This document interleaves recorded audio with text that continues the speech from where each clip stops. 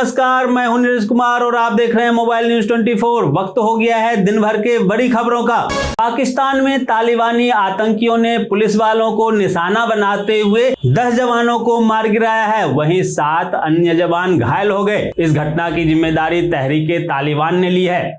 भारत के प्रधानमंत्री नरेंद्र मोदी ने आज जर्मनी के चांसलर ओलाफ स्कॉल्स से मुलाकात की। ओलाफ और पीएम नरेंद्र मोदी ने Asia Pacific conference of German business 2024 का उद्घाटन भी किया। वहीं इस सम्मेलन के दौरान पीएम नरेंद्र मोदी ने कहा कि भारत जर्मनी संबंध 2 सक्षम और मजबूत लोकतंत्र की एक परिवर्तनकारी साझेदारी है, न कि लेन देन का संबंध। लोकसभा में विपक्ष के नेता राहुल गांधी ने जम्मू कश्मीर में लगातार हो रहे आतंकी हमले को लेकर नरेंद्र मोदी की सरकार की आलोचना की और कहा कि सरकार को तुरंत इसकी जिम्मेदारी लेनी होगी।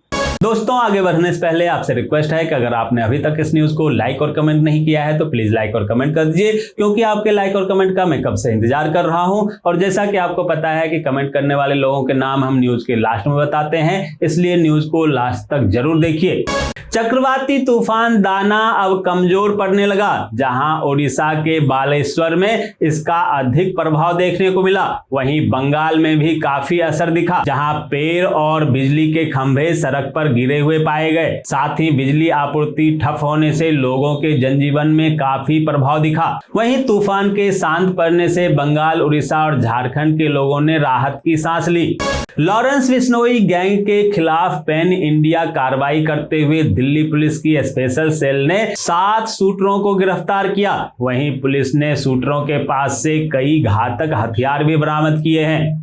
सुप्रीम कोर्ट ने गुजरात के अधिकारियों के खिलाफ अवमानना याचिका पर सुनवाई के दौरान गुजरात के गिर सोमनाथ में मुस्लिम धर्म स्थलों और अन्य निर्माण के कथित अवैध विध्वंस पर यथास्थिति आदेश देने से इनकार कर दिया। भारत और चीन के बीच एलएसी पर विवाद को लेकर समझौता हो गया है, जहां एलएसी पर भारत चीन दोनों ही सैनिक पीछे हटने लगे हैं और एलएसी पर लगे तंबू को भी हटा लिया जा रहा है। बता दें कि भारतीय सैनिक चार्डिंग नाला के पश्चिमी किनारे की ओर वापस आ रहे हैं, जबकि चीनी सैनिक नाला के पूर्वी किनारे की ओर पीछे हट रहे हैं।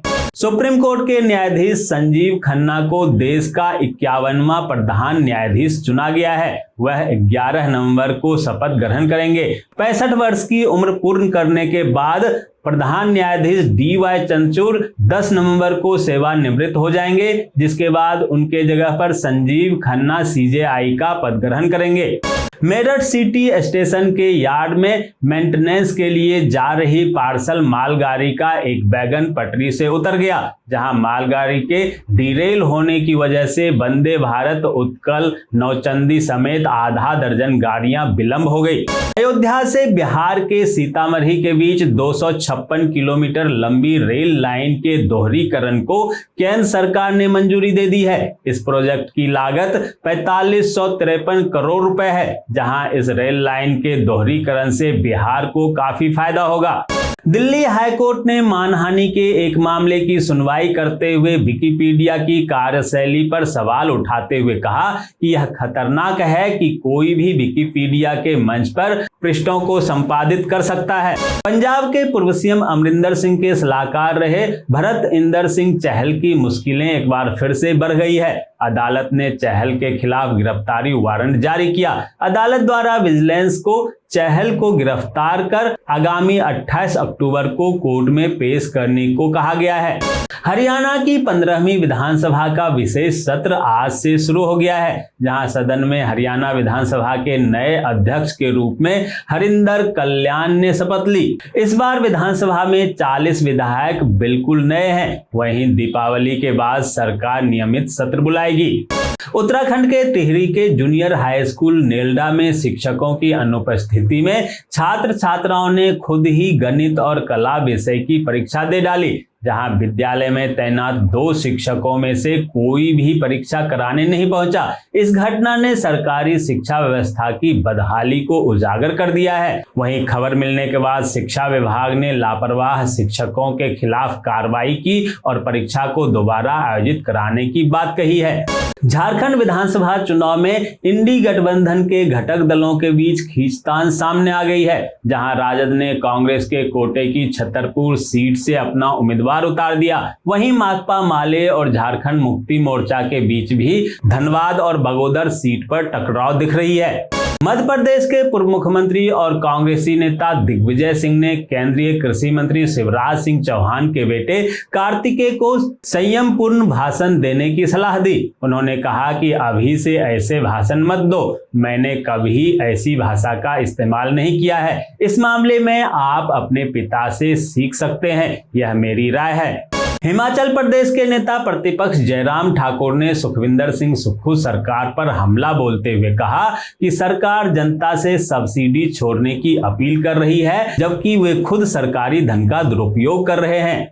जम्मू कश्मीर के गादरबल में आतंकी हमले के बाद जम्मू कश्मीर में सुरक्षा व्यवस्था को मजबूत करने के लिए उपराज्यपाल मनोज सिन्हा ने बड़ा फैसला लिया। उन्होंने आतंकियों और उसके स्थानीय नेटवर्क को पूरी तरह से नष्ट करने का निर्देश दिया है। साथ ही घुसपैठ और आतंकी संगठनों में स्थानीय भर्ती पर पूरी तरह से अंकुश लगाने की रणनीति बनाई गई है।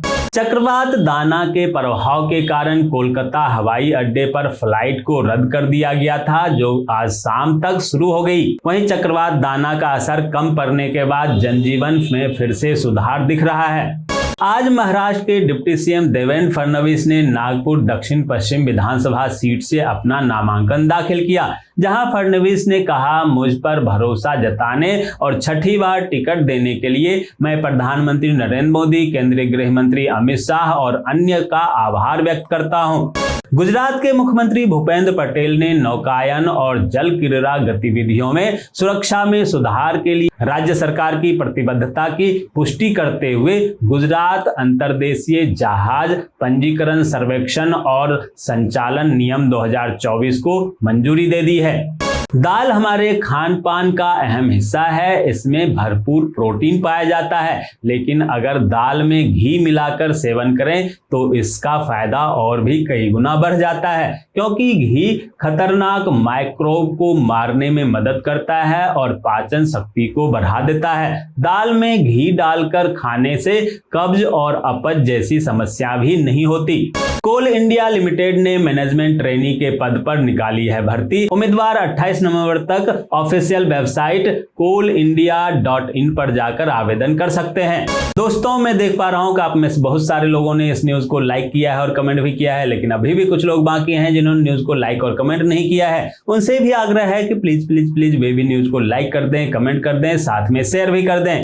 तो ये थी दिन भर की बड़ी खबरें। ऐसे ही खबरों से अपडेट रहने के लिए चैनल को सब्सक्राइब कीजिए, नोटिफिकेशन बेल को दबाइए, वीडियो को लाइक कीजिए और ज्यादा से ज्यादा शेयर कीजिए, ताकि आप और आपके जानने वाले रह सकें देश और दुनिया के तमाम खबरों से अपडेट।